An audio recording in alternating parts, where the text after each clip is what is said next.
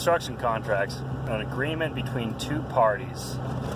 You're usually exchanging something for something else. You're exchanging, in most cases, money for the service that you're providing, building a house or whatever.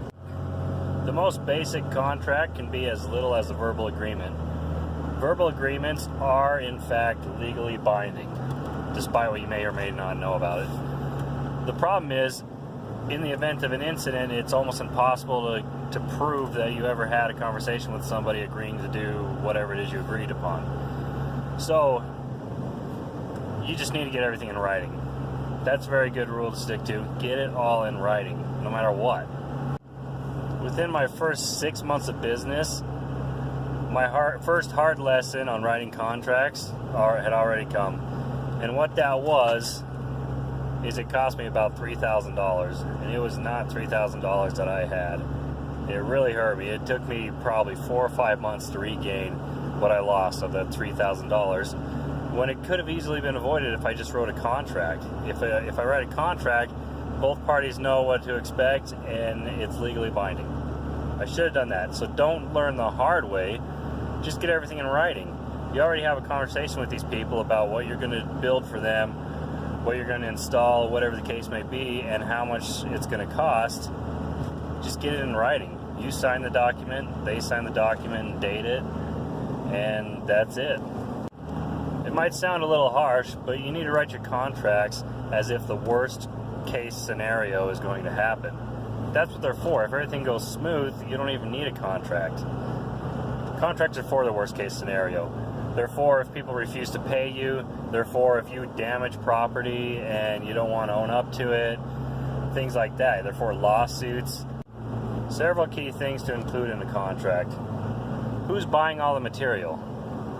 What's the estimated cost of the material? If there is an overage, are you paying for it or is the client paying for it? Those are important things to note. What's the cost of labor? Bid that out, and then who's going to pay for it if the labor goes over? If you think the job's going to take 40 hours and it ends up taking you 80 hours, is that 80 hours you donated? Or is that 80 hours that this client is going to cover and you're still going to get paid for? Another thing to include in contracts is a payment schedule. Is this something that you're taking half up front? If it's a smaller job, you might do half up front. If you're working with a bank, then you can do progress payments. You can do them every 2 weeks. Some banks let you do them as often as you want. But you need to have a plan for that. Are you going to do 10% draws each time? Are you going to do half up front?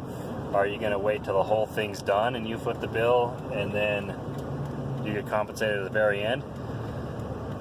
Any of those will work under different circumstances, but you have to have that in writing. You have to put that in the contract. Next thing to put in the contracts is how long should this job take? People get really upset if they think it's going to take 2 weeks and it ends up taking 2 months. So that's something you need to put in the contract. And then you also need to put something saying that if there's changes made, then it's going to add time to this timeline. Because you can't be expected to do the one job when 2 or 3 jobs were added on top of that. The next item is contingencies. I touched upon this in my last video, but contingencies are just in case something happens. You always want to make sure that you're covered in case anything happens. Acts of God, destruction of property, vandalism. In excavating, I always put a clause where if I'm digging and I get soil that's too hard, if I hit bedrock, then I want to be able to charge for the extra hours. Don't forget to also include some sort of a subcontractor agreement, which is just a contract between you and the subcontractor. Or if you're a subcontractor, it's probably a good idea to have an agreement with the contractor anyways, to make sure he pays you and everything.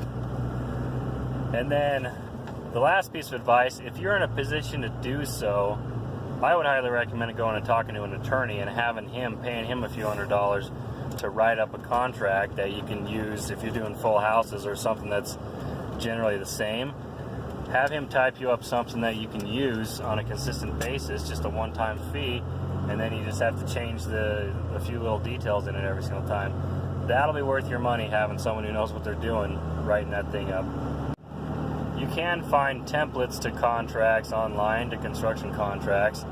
I've looked at a bunch of them, and I think almost everyone I've come across doesn't cover all the bases that you want it to cover.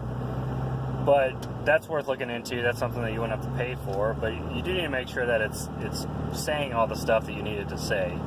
Well, thanks for watching the video. If you're new here, please consider subscribing. I'm putting out a whole pile of these videos. I'm trying to cover every single topic that I found difficult or something I didn't know about in my first year or two of being a general contractor. And then if you prefer, I also have another channel that focuses more on the things that I build. And I probably have 50 videos out already. So check that one out. I'll put a link for that as well. Thanks for watching.